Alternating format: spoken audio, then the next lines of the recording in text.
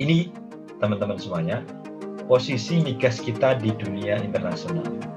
Untuk minyak bumi hanya 0,2% dari total cadangan dunia. Kita lihat berdasarkan RUEN di tahun 2020 itu ada hanya 520 ribu BOPD, barrel oil per day. Nah, sedangkan realisasinya adalah 2020 ada 710 ribu BOPD. Kepres tentang ada di nomor 8 tahun 2002. Ini Presiden membentuk badan pengatur ya yang disebut dengan piramida. Kemudian tadi saya singgung sedikit mengenai Dewan Energi Nasional. Dewan Energi Nasional ini adalah bagian nasional mandiri tak bertanggung jawab untuk kesehatan Indonesia.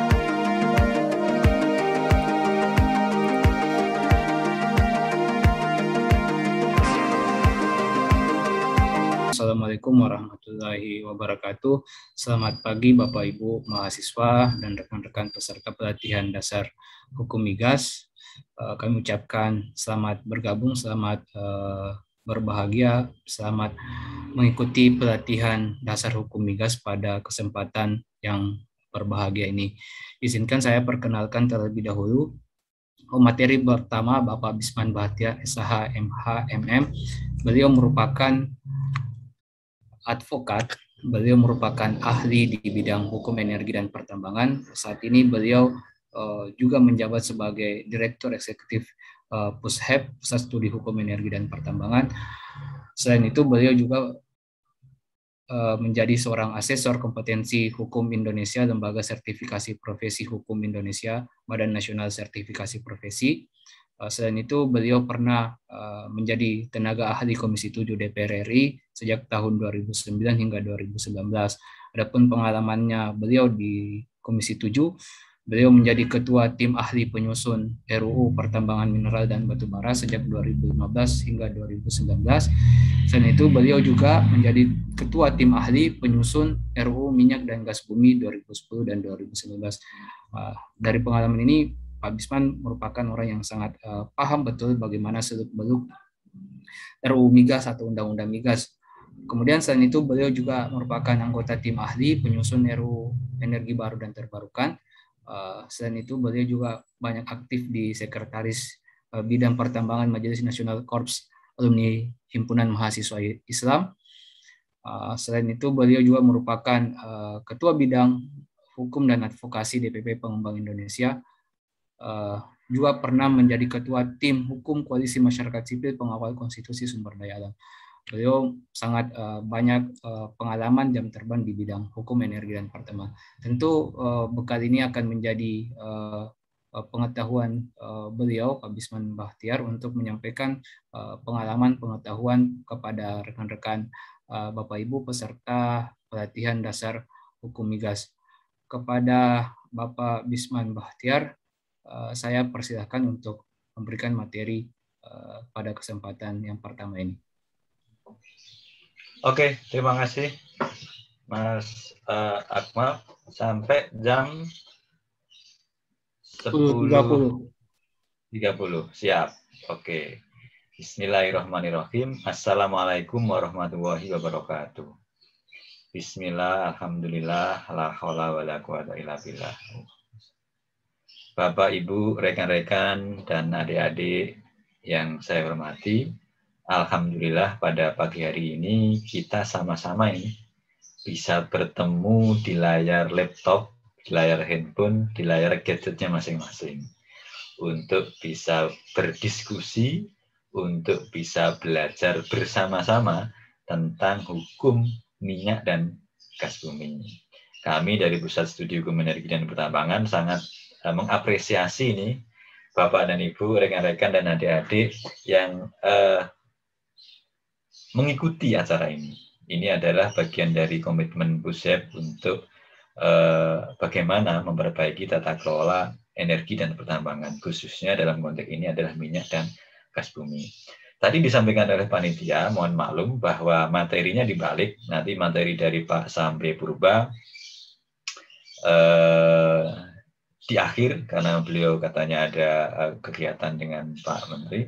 Dan ini pagi kami isi dahulu, dan memang pas, karena materi kami pengantar, kami nanti akan menyampaikan materi tentang dasar-dasar hukum migas. Kami akan menyampaikan materi tentang bagaimana pengaturan migas di Undang-Undang Migas, maupun nanti terakhir kami ingin mengajak rekan-rekan memahami RUU Migas. Kenapa memahami RUU Migas? Karena adalah RUU Migas ini RUU yang sudah terlampau lama. Jadi saya menjadi ketua tim penyusun RUU-nya kebetulan mulai tahun 2010. Insya Allah kalau ditanya tentang RUU Migas, apapun saya bisa jawab. Kecuali tanyanya satu, kapan selesai? Nah, itu susah jawabnya, karena sampai sekarang, dari tahun 2010 sampai sekarang tidak selesai-selesai. Dan ini kami dengar DPR RI lagi semangat mau menyusun RUU Migas. Kami berharap agar apa? Pengalaman waktu pembahasan RUU Minerba yang tidak melibatkan publik, yang disinyalir dilakukan sangat cepat, disinyalir banyak terjadi proses-proses yang mungkin tidak diketahui oleh publik, itu tidak terjadi di RUU Migas. Oleh karena itu, pada diskusi pagi hari ini kami berharap teman-teman memahami tentang migas, selanjutnya nanti juga bisa memahami proses pembentukan undang-undang untuk kita bersama-sama mengawal RUU Migas. Ini nanti. Nah, kami pas pagi menyampaikan kepada rekan-rekan semuanya, nanti siang dari SKK Migas, nanti siangnya lagi dari BPH Migas. Apa sih BPH Migas? Termasuk dari staf ahli Menteri SDM. Sebenarnya masih ada materi lagi, kami ingin mengundang dari Pertamina, tapi nanti saja di pelatihan lanjutan. Kebetulan rekan dari Pertamina, dari PGN juga sudah bersedia untuk mengisi pelatihan kita ini, tetapi kalau pelatihan online ini dilaksanakan 2 hari, biasanya hari keduanya sangat minimalis yang ikut. Jangankan hari kedua, siang aja nanti mungkin sudah berkurang. Nanti kami akan selenggarakan diskusi saja atau pelatihan saja. Nanti ada dari Pertamina, ada dari PGN, dan ada mungkin dari beberapa perusahaan swasta, asing maupun nasional. Nasional misalkan dari Medco, asing misalkan nanti dari Chevron, dari Exxon, atau dari beberapa perusahaan yang lain. Oke. Teman-teman yang saya hormati, saya akan share screen. Pak moderator bisa dibuka share screen saya? Baik, siap. Jadi pada materi ini teman-teman semuanya, nanti kita akan belajar satu terkait dengan apa sih? Sudah Dianu? Moderator?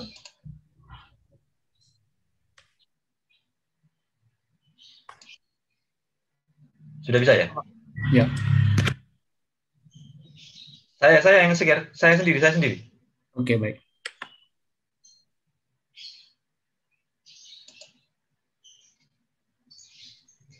Coba punyanya Akmal dimatikan. Saya sendiri. Siap.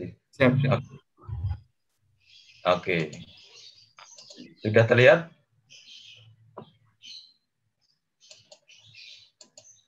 Ya, Pak. Oke. Rekan-rekan semuanya yang saya hormati, kita akan belajar bersama, pertama tentang dasar-dasar hukum migas. Dan yang kedua nanti kita akan belajar tentang pengaturan migas dalam undang-undang maupun dalam RUU migas. Sekali lagi, ini tujuannya nanti adalah untuk memahami migas secara mendasar. Yang kedua nanti juga dalam rangka untuk mengawal bersama-sama RUU migas. Oke, teman-teman semuanya, jadi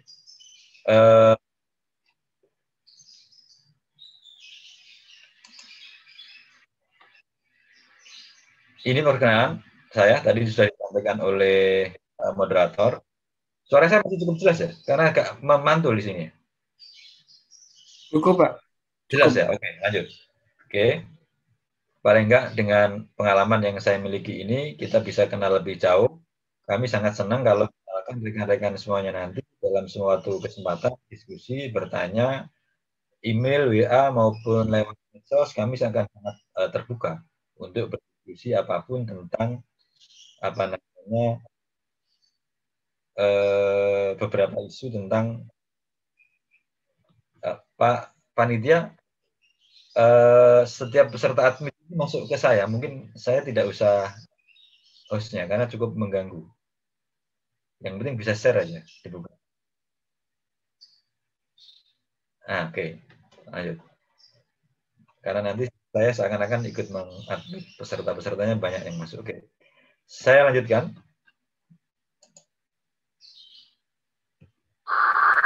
Oke.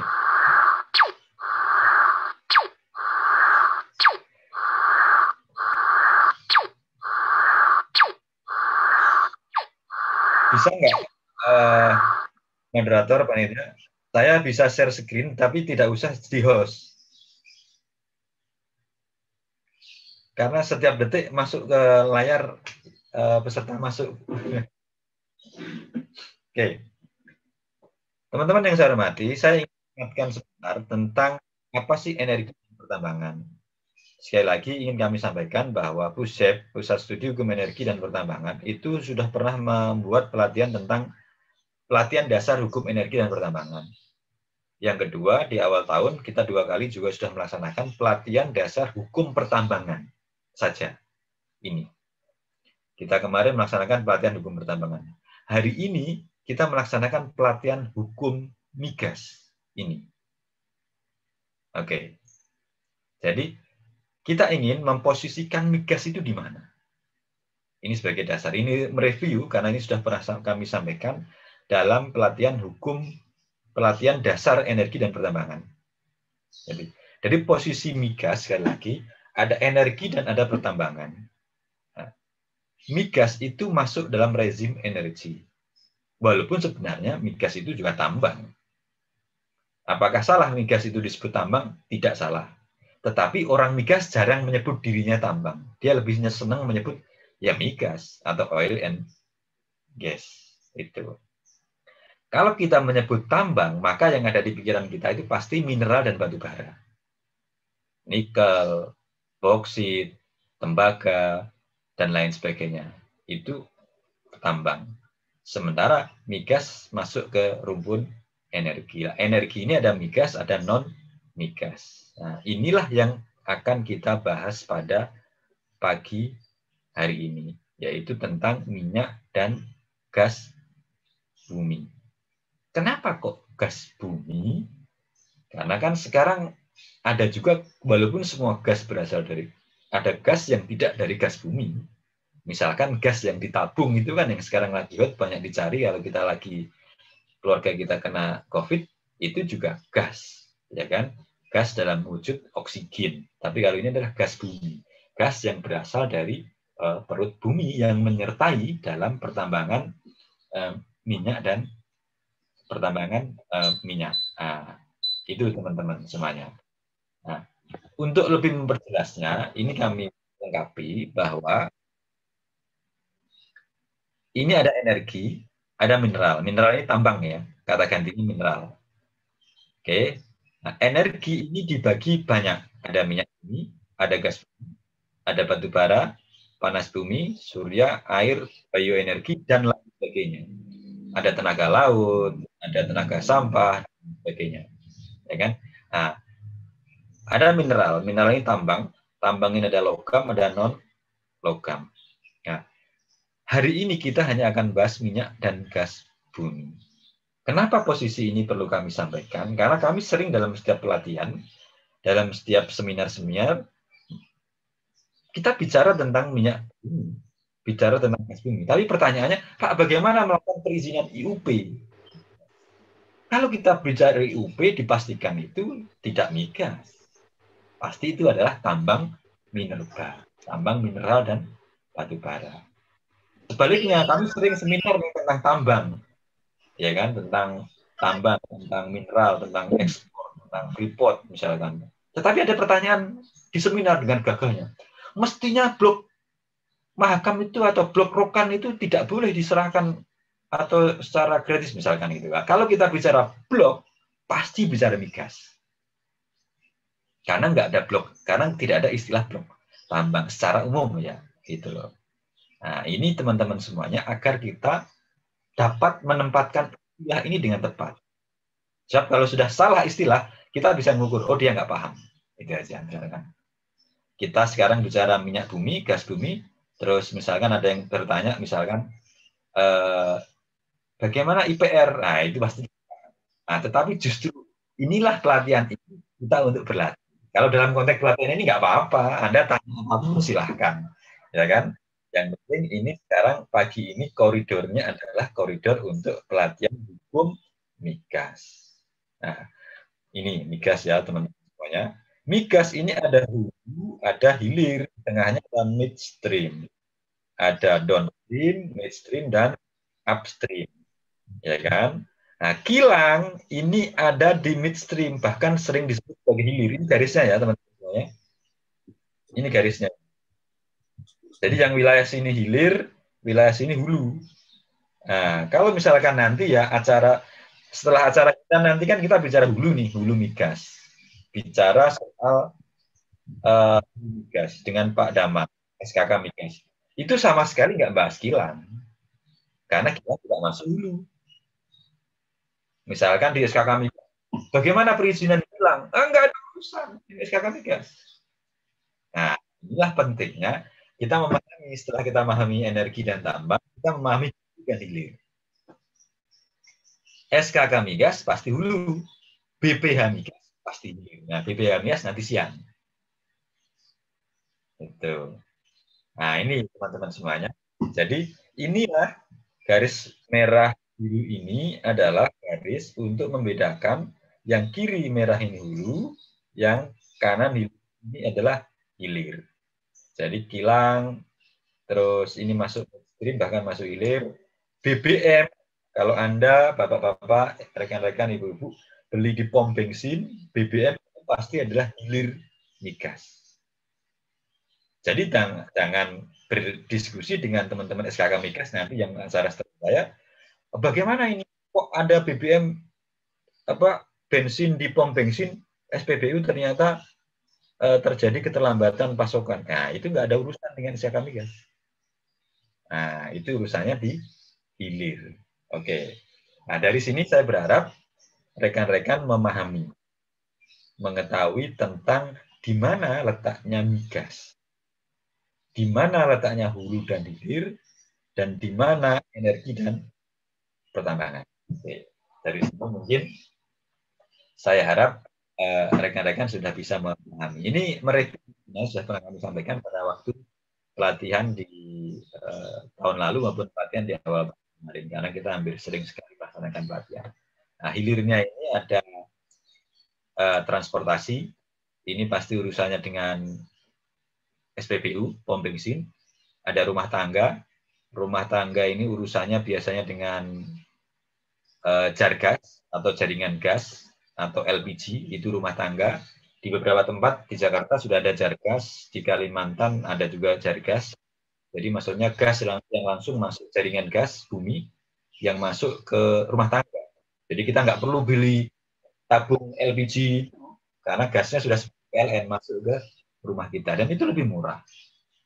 Itu ada juga komersil ini untuk industri, untuk perusahaan, ini juga industri dan pupuk ini gas terutama, teman-teman. Ini nanti kalau ada bagian bisa juga berdiskusi tentang ini gas terutama. Ini rekan-rekan semuanya perbedaan mendasar tentang hulu dan hilir. Oke, dari sini saya berharap bisa dipahami. Berikutnya teman-teman semuanya, kita masuk ke materi minyak dan gas bumi. Jadi ini adalah sejarah industri migas Indonesia. Jadi sebenarnya karakter migas ini industrinya ada 3. 1, modal besar, teknologi tinggi dan membutuhkan SDM yang tinggi, serta risikonya tinggi. Walaupun dia punya modal besar teknologi tinggi, dan risiko tinggi. Tetapi di Indonesia ini eksplorasi migas pertama kali sudah dilakukan pada tahun 1865. Artinya ribuan tahun yang lalu. Dan baru 1871 pengeboran pertama itu di daerah Cirebon, Jawa Barat. Itulah migas pertama dilakukan pengeboran. Berikutnya dilakukan penemuan ladang minyak Telaga Tunggal nomor 1. Ini yang lumayan di Sumatera Utara. Terus tahun 1990 ini sudah agak modern. Sudah Indonesia merdeka, sebagian besar ladang minyak ditemukan di Jawa Timur, Sumatera Selatan, dan Kalimantan Timur. Nah, akhirnya 3 daerah inilah yang termasuk 4 besar. Jadi 1 itu Riau, 2 Kaltim, 3 Jawa Timur, 4 Sumsel. Itu peringkatnya. Tapi sekarang terbalik. Jawa Timur bisa jadi nomor 1 setelah itu Riau. Karena Riau dengan blok Rokan ini sekarang agak menurun, sementara Jawa Timur dengan blok Cepu, Exxon Mobil di Bojonegoro, itu bisa sampai 200-250 barrel per day. Jadi kalau misalkan blok Rokan dipertahankan 200-an, antara Jawa Timur dan Riau sama, kurang lebih. Pada Jawa Timur itu sebelum ada Exxon dia nomor 4, nomor 5. Sekarang dia menjadi nomor 1 atau nomor 2. Jadi itu 3 besarnya. Jawa Timur, Riau, Kaltim, dan Sumatera Selatan. Inilah daerah-daerah yang termasuk kaya migas. Di samping ada daerah-daerah yang lain, misalkan Jawa Barat itu kecil-kecil juga agak banyak. Terus di beberapa daerah-daerah lain, misalkan di Papua, di Teluk Bintuni itu juga lumayan juga gasnya. Tahun 57 Pertamina didirikan. Tahun 66 ini mulai kontrak PSC yang pertama kali, Production Sharing Contract. Tahun 2022 ini dengan Undang-Undang 2021 BP Migas didirikan dan mulai dengan kontrak kerjasama. Tahun 2012, sorry ini tidak masuk, BP Migas dibubarkan. Nah, oleh putusan Mahkamah Konstitusi. Dan tahun 2013 lahirlah SKK Migas. Ini sejarah industri migas di Indonesia, khususnya hulu. Ini sebagai pengetahuan awal. Bagaimana dengan kondisi migas Indonesia? Ini, teman-teman semuanya, posisi migas kita di dunia internasional. Ini sumber kita dapatkan dari media online, dari Detik kalau nggak salah, atau Detik mereview dari BP. BP itu British Petroleum. Jadi untuk minyak bumi, ya kan, cadangan terbukti minyak bumi Indonesia itu 3,2 miliar barel. Hanya 0,2% dari total cadangan dunia. Memang tidak besar. Bahkan kalau dari urutan, Indonesia itu urutan nomor 29. Negara yang punya cadangan minyak bumi. Nomor 1 Venezuela, Arab Saudi, Iran, Irak, Kuwait. Ini 5 besar. Ini. Tapi yang sudah paling banyak dieksploitasi Arab Saudi, Iran. Ini besar juga. Ini beberapa negara yang punya sumber minyak bumi besar. Indonesia nomor 29. Sedangkan gas bumi, kita punya 102,9 triliun kubik feet, dan kita punya 1,5% dari total cadangan bumi. Itu untuk minyak bumi. Kalau di minyak bumi kita nomor 29, kalau di gas kita nomor 13. Lumayan. Itu. Ini termasuk lumayan. Tidak kaya-kaya banget di migas, tetapi lumayan. Kenapa lumayan? Karena banyak negara yang sebenarnya tidak punya sumber migas, tapi Indonesia migas punya. Bahkan kalau kita tambah dengan sumber daya alam, mineral dan pertambangan, waduh, kita punya apa saja, ya kan? Kita punya tembaga, punya bauksit, punya nikel, punya besi, punya emas dan lain sebagainya. Sekarang ditambah kita punya minyak bumi dan kita punya gas. bumi. Oke. Jadi kalau Indonesia dikatakan kaya migas, enggak juga. Nah, tetapi lumayan lah, kita masih punya.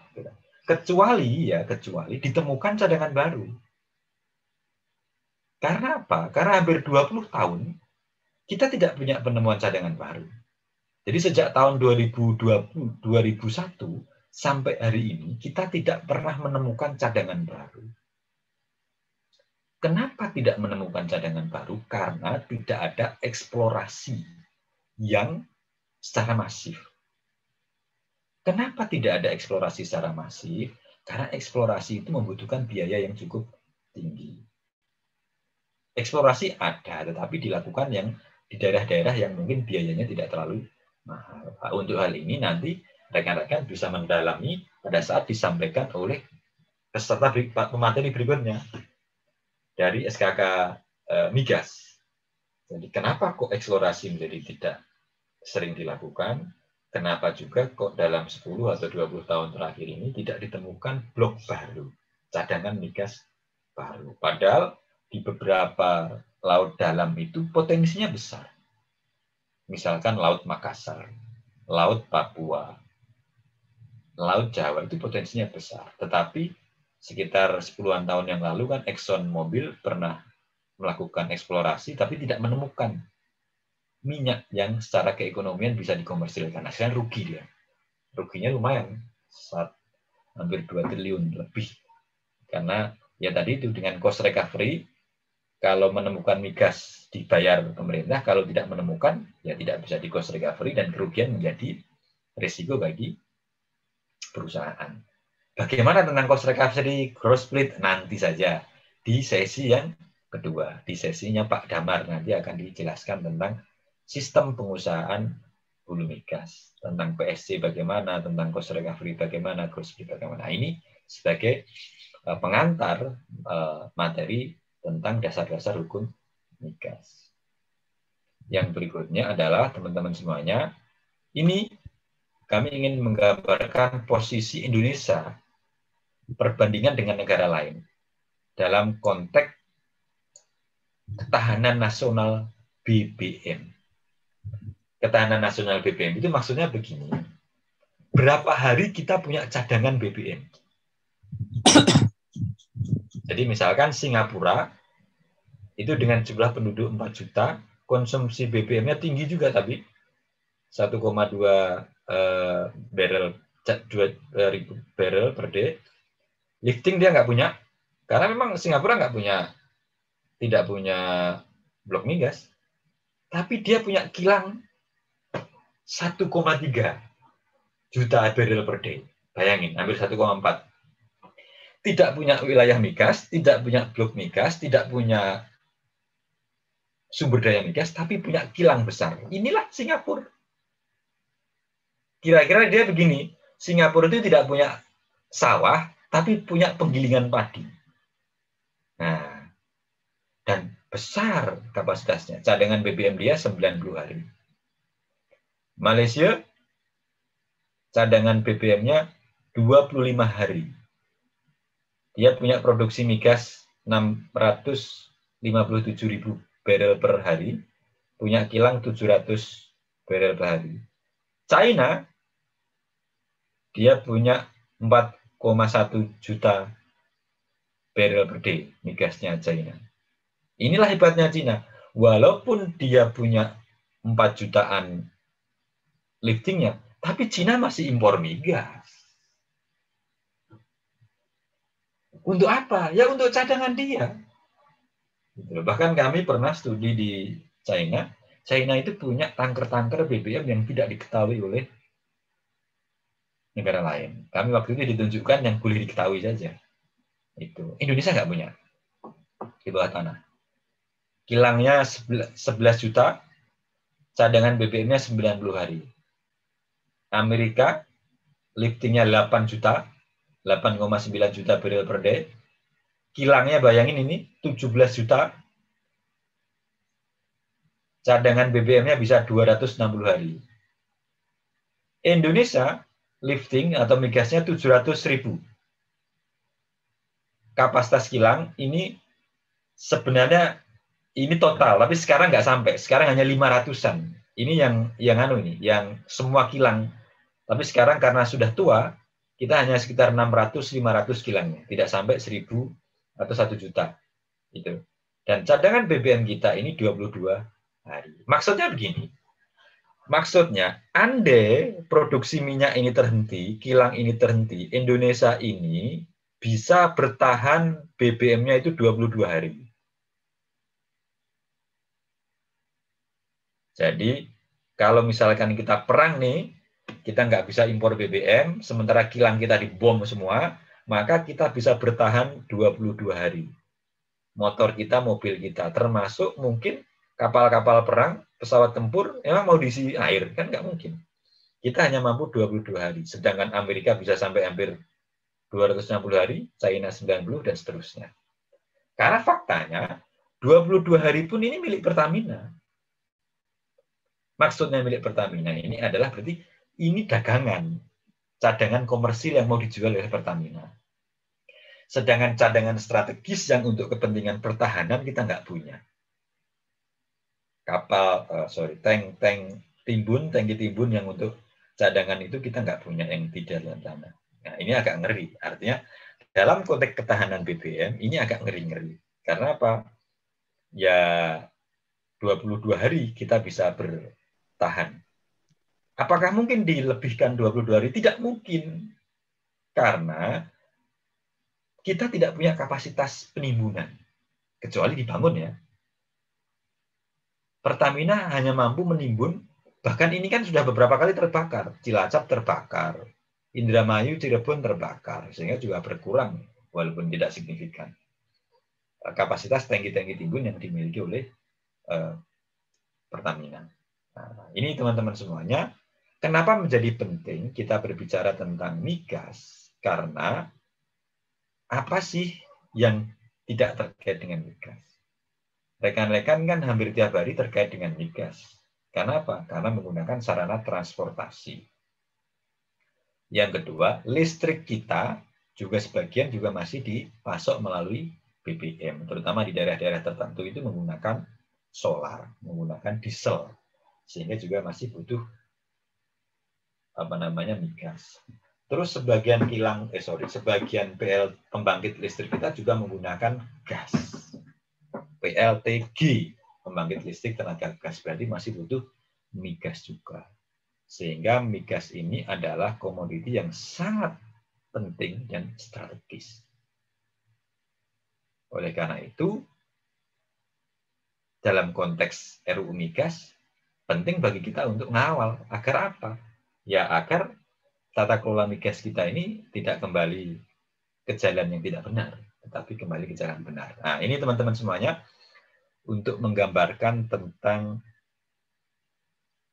kondisi migas kita. Teman-teman kan tiap hari ke pom bensin, seakan-akan kan enak saja. Pertamax 10.000 isi, misalkan.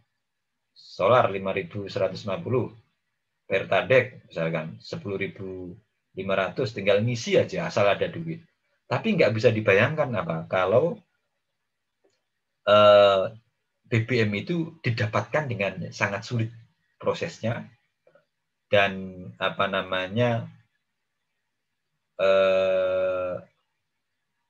bahaya itu karena apa?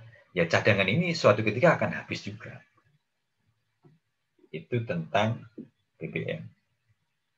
Yang berikutnya teman-teman semuanya, inilah tantangan kita di migas nasional. Jadi yang pertama, di hulu, nanti bisa didalami waktu diskusi dengan materi dari SKK Migas, penurunan produksi. Rata-rata 2% per tahun. Kita ini pernah punya produksi 1.200.000 barrel per day. Bahkan lebih, 1,5 kita pernah zaman Orde Baruan. Tapi sekarang produksi kita rata-rata 700. Maksimal 750 barrel per day. Artinya kita terus turun produksinya. Terus teknologinya kita juga beberapa hal tidak cukup mengupdate walaupun sudah cukup bagus. resiko menurunnya investasi dari investor asing. Nah, ini juga penting teman-teman semuanya. Jadi, kemarin misalkan tanggal 9, peralihan dari Chevron di Blok Rokan kepada Pertamina. Itu. Jadi, memang harus diakui, memang banyak sudah migas-migas itu dikuasai oleh Pertamina. Tetapi harus diingat, contoh nih misalkan khusus untuk Blok Rokan. Blok Rokan itu Pertamina mendapatkan Blok Rokan secara komersil, beli dia melalui lelang atau tender. Jadi kalau misalkan tendernya kalah dari Chevron, ya Pertamina kalah juga. Dia tidak diberi, gitu loh. Atau dia tidak mengambil, atau negara itu tidak mengambil alih, tidak sebenarnya. Tapi hanya kebetulan Pertamina menang tender. Dan Pertamina harus membayar besar kepada Indonesia, kepada pemerintah. 723 juta US dollar atau sekitar 11 triliun. Dan itu masalahnya itu dari utang juga. Itu padahal sebenarnya kontraknya dengan Blok Rokan Chevron itu selesai, dialihkan ke Pertamina, selesai bisa saja. Tetapi kan itu tidak dilakukan, tetapi dilakukan lelang atau tender. Waktu itu Chevron juga masuk, Pertamina juga masuk, tetapi dari sisi harga signatur bonus besaran Pertamina. Gitu. Dan kami beberapa kali diskusi dengan rekan-rekan Pertamina, emang gampang Pak mendapatkan itu. Kita juga ikut deg-degan terus setiap malam, kita juga ngupdate data dan ngecek juga. Itu artinya itu blok tidak gratis. Itu blok dibeli oleh Pertamina dengan sebagian besar uang hutang dari bond internasional. Nah itu yang menjadi penting. Dan nanti bisa didiskusikan lebih panjang di materi berikutnya.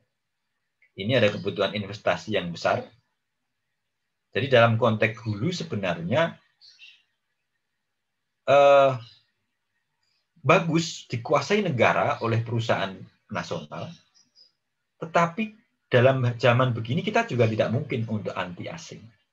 Tidak mungkin pula kita untuk membatasi atau menolak asing, tidak mungkin pula. Jadi yang penting sebenarnya adalah nasional oke, lebih bagus, asing pun juga oke. Yang penting hasilnya betul-betul sebesar-besarnya untuk kemakmuran masyarakat. Ini masalahnya adalah dikelola nasional tidak, dikelola asing iya, tetapi banyak yang bocor misalkan, banyak yang tidak sesuai dengan itu. Sehingga problem kita ini bukan soal asing dan nasional, tapi problemnya itu adalah soal tata kelolanya, soal good governance-nya. Nah ini yang menjadi penting. Nah, sedangkan di pemasaran dan pengolahan atau midstream ini ada soal pengolahan ini maksudnya kilang. Kapasitas kilang yang saat ini sebagian besar kita masih impor, investasi juga cukup besar untuk membangun kilang-kilang baru. Kebutuhan BBM di Indonesia tumbuh lebih dari 3% per tahun. Nah ini, teman, produksinya akan turun terus, sementara kebutuhannya akan naik terus. Kan nggak nyambung gitu loh, nggak nyambung gitu loh. Artinya ada suatu kondisi yang mengkhawatirkan. Kebutuhan naik. Kenapa naik? Ya, karena kan semakin banyak alat transportasi. Semakin banyak alat yang membutuhkan BBM dan semakin banyak penduduk serta semakin banyak aktivitas ekonomi. Sehingga BBM, migas semakin kita butuhkan. Tetapi produksinya terus menurun dan kilangnya tidak bertambah. Nanti saya jelaskan tentang kilang bertambah. Di hilir ini pemanfaatan gas bumi, terus kondisi kepulauan, nanti ini bisa dibahas di siang hari ya, dengan komite atau komisioner BBM Migas yang baru-baru hari kemarin berakhir. Hari yang baru itu dilantik hari Kamis, hari Selasa. Hari Selasa itu pelantikan BBM Migas yang baru.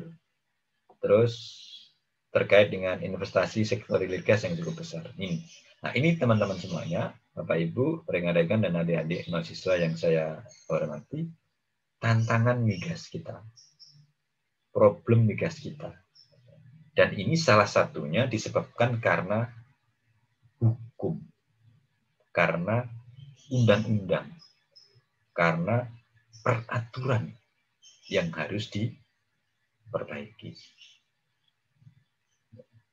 Kalau sebagian teman-teman ini orang hukum, biasanya hukum itu adalah alat untuk menyelesaikan masalah.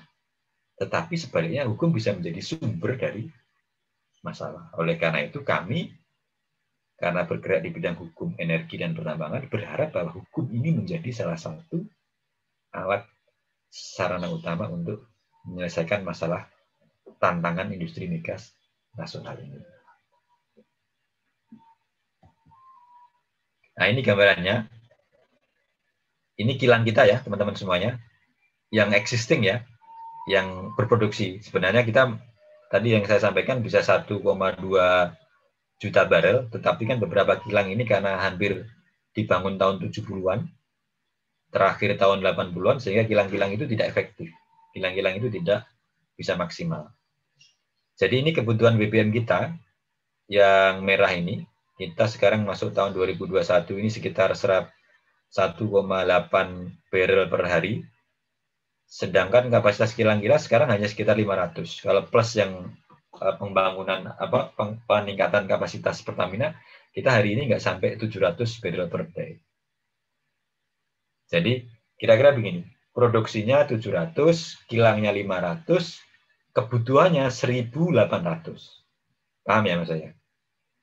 Kok ada gap, produksinya 700, kilangnya 500, yang 200 kemana? Yang 200 jadi ekspor dalam bentuk crude oil.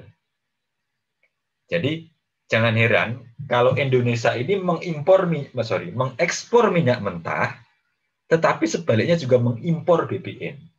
Lucu kan? Karena apa? Ada produk-produk migas kita yang tidak mampu diserap, tidak mampu diolah oleh kilang dalam negeri. Itu secara teknis. Secara non teknisnya mafia migas. Ya, ekspor dapat duit, impor dapat duit. Ekspor dapat fee, impor dapat fee. Tetapi akhir-akhir ini kan sudah cukup bagus proses impor BBM yang dilakukan oleh Pertamina. Tapi waktu itu kan kita sering rame bagaimana sih soal petrol misalkan waktu itu. Nah, inilah teman-teman semuanya tentang posisi produksi BBM kita, lifting kita, produksi crude oil, terus kapasitas kilang, serta kebutuhannya. Jadi dipastikan semakin lama kita akan kondisi semakin terjadi disparitas. Terjadi kesenjangan yang luar biasa antara kebutuhan BBM dengan kapasitas kilang dan produksi. Kilang ini untuk membangun satu kilang itu luar biasa investasinya. Besar banget. Sehingga yang dilakukan Pertamina sekarang ini lebih pada soal pengembangan dan peningkatan kapasitas. Tidak membangun baru. Beberapa kali pemerintah sudah menginisiasi untuk adanya investor dari Rusia, dari Timur Tengah untuk membangun kilang, tapi sampai hari ini belum ada rencana pembangunan kilang baru. Kecuali peningkatan yang di Tuban, terus ada peningkatan yang di Cilacap, ada peningkatan yang di Balikpapan, misalnya itu juga berpengaruh terhadap peningkatan kapasitas. Termasuk kilang itu keuntungannya tipis. Itu juga kenapa investor harus berpikir-pikir kalau untuk membangun kilang. Modalnya besar, tapi keuntungannya tidak begitu besar. Oke. Sekarang kita bicara soal penguasaan dan pengusahaan migas. Jadi sesuai dengan amanat konstitusi, penguasaan migas ini oleh negara. Jadi penguasa. Bagaimana sih arti penguasaan? Nanti di akhir kita akan bahas lagi. Kalau itu tidak boleh kita lewatkan, karena setiap acara kita selalu sampaikan tentang penguasaan, wujud penguasaan negara. Sedangkan pengusahaannya melalui kegiatan usaha hulu dan hilir. Jadi kalau ada istilah hulu dan hilir, itu lebih hanya untuk membedakan istilah pengusahaan. Jadi penguasaannya oleh negara, dan pengusahaannya itu hulu dan hilir. Kegiatan usaha hulu itu apa? Hulu itu eksplorasi dan eksploitasi. Eksplorasi ini kegiatan untuk mencari kandungan migas di perut bumi. Eksploitasi ini untuk nyedotnya, untuk memproduksinya. Nah, kelembagaan yang melakukan pengusahaan itu namanya SKK Migas. Yang melakukan pengendalian SKK Migas. Bagaimana kedudukan SKK Migas? Oke, nanti kita bahas dan nanti akan dibahas berikutnya. SKK Migas untuk mengawasi kegiatan usaha hulu. Jadi pada saat hulu jangan pula membahas BPH Migas, beda. Saat membahas hulu enggak terkait dengan BBM, enggak terkait langsung dengan pom bensin atau SPBU, enggak. Tapi hulu itu blok wilayah kerja. Nah, ini nanti domainnya SKK Migas. Yang berikutnya, pengusahaan kegiatan usaha hilir. Apa sih hilir? Pengolahan. Pengolahan itu kilang. Penyimpanan. Penyimpanan itu buat tangki-tangki penyimpanan yang terbakar misalkan di Cirebon kemarin. Pengangkutan. Pengangkutan ini bisa melalui kapal, truk, dan pipa. Pipa itu yang harus sarapan nih. Pagi-pagi jam 7.30 ya. Yang berikutnya adalah niaga. Niaga ini adalah pengusahaan secara komersilnya. Kelembagaan yang mengatur itu ada BPH Migas, Badan Pengatur Hilir Migas, untuk mengawasi dan mengatur kegiatan usaha hilir. Inilah hulu dan hilir yang tadi juga seperti telah kami sampaikan. Oke. Jadi pagi nanti setelah acara ini kita akan bahas hulu, sedangkan setelah break duhur kita nanti akan membahas hilir. Dan terakhir nanti dari staf ahli Menteri SDM Pak Dr. Sampai Purba akan menyampaikan tentang secara nasional migas nasional kita. Oke. Dari sini paham ya teman-teman semuanya, semoga paham. Nanti kalau nggak paham kita boleh diskusi. Kalau tidak diskusi, sewaktu-waktu bertanya di kesempatan apapun kepada kami, dipersilahkan. Oke. Untuk memahami gambarannya seperti ini. Tapi nanti lebih detailnya di sesi berikutnya saja. Tapi ini ya kira-kira ya, ini eksplorasi, eksploitasi, produksi, masuk ke kapal, ke pipa, pengapalan, jadi duit, impor. Ini hulu di atasnya ini. Hilirnya ini, masuk kilang, masuk industri, depo Pertamina, di deponya yang dari impor, masuk SPBU, masuk ke mobil Anda semuanya, masuk ke pangkutan. Nah, ini saya ingin mengenalkan saja, nanti di materi berikutnya akan jauh lebih disampaikan oleh Pak Damar maupun Pak Dr. Rizal. Tapi dari gambaran ini teman-teman sudah harus bisa memahami bahwa garis merah ini adalah yang memisahkan antara hulu dan hilir. Di atas ini adalah hulu, di bawah ini adalah hilir pemisahannya. Hulu ini eksplorasi dan eksploitasi, hilir ini adalah tadi pengolahan, penyimpanan, pengangkutan, dan niaga. Oke. Ini gambaran tentang alur kegiatan eksplorasi, hulu dan hilir migas. Yang berikutnya ini, teman-teman semuanya, pelaku dalam migas ini siapa saja? Pertama pasti pemerintah sebagai regulator atau sebagai pemegang wakil negara dalam penguasaannya. Tugas-tugasnya nanti silahkan dibaca sendiri, karena materi ini nanti bisa kami bagikan juga. Yang kedua ada SKK Migas. SKK Migas ini adalah lembaga pengganti BP Migas waktu itu, untuk mengawasi kegiatan usaha hulu dan mengendalikan manajemen operasi. Ada BPM Migas, ini Badan Pengatur Hilir Migas.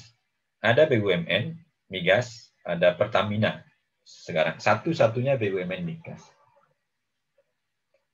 Bagaimana dengan PGN? Nah, PGN itu dulu juga BUMN Migas. Tapi kalau sekarang PGN itu bukan BUMN lagi, tapi anak BUMN. Karena apa? PGN statusnya sekarang adalah anaknya Pertamina, karena sahamnya dikuasai oleh Pertamina. Oke. Apakah mungkin ada BUMN lain? Mungkin. Apalagi kalau nanti diadakan di RUU Migas. Yang kelima ada swasta. Swasta ini ada perusahaan-perusahaan asing maupun dalam negeri. Ada Chevron, Exxon, ConocoPhillips, PetroChina, Sinopec. Dalam negeri ada Medco, ada AKR, dan lain sebagainya. Ini ada usaha hulu, usaha hilir, dan usaha penunjang. Inilah teman-teman semuanya pelaku utama migas. Rakyat di mana? Rakyat ada di sebagai konsumennya. Oke. Yang berikutnya adalah ini alur eksplorasi, ini untuk diketahui saja, nggak usah saya jelaskan ya, teman-teman semuanya. Panjang ini. Ini nanti dibahas saja di materi ke-2. Oke. Ini hulu ya. Kalau nanti ini karena materi dasar tidak perlu kami tajamkan. Kebetulan kami pernah mendapatkan pendidikan ini hampir 2 bulan tentang eksplorasi dan eksploitasi yang diajarkan oleh BP Migas. Yang berikutnya ini materi tentang aturan-aturan pokok kegiatan usaha migas. Jadi dalam migas ini sampai hari ini aturan utama ini ada Undang-Undang 22 tahun 2001 tentang migas. Ada PP 35, ada PP 79, ada PP 67. Dan beberapa PP ini sudah di-update. Ya kan? Nah, Undang-Undang Migas ini sudah dianggap tidak cukup update, tidak cukup mengikuti perkembangan zaman. Oleh karena itu, penting Undang-Undang Migas itu dilakukan perubahan. Kenapa sih kok lakukan perubahan? Nanti kita akan jawab berikutnya, di slide berikutnya.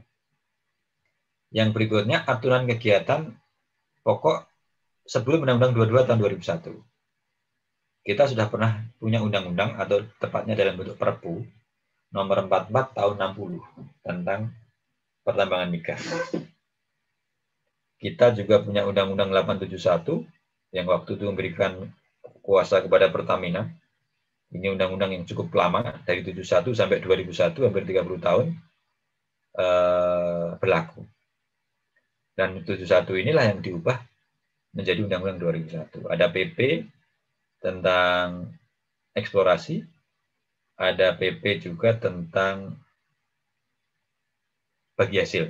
Ini adalah beberapa aturan lama yang menjadi acuan atau pedoman. Untuk teman-teman yang sedang melakukan penelitian, riset, saya kira ini juga sangat perlu untuk menjadi perhatian dan pertimbangan. Oke, sekarang kita akan menginjak kepada Undang-Undang Migas dan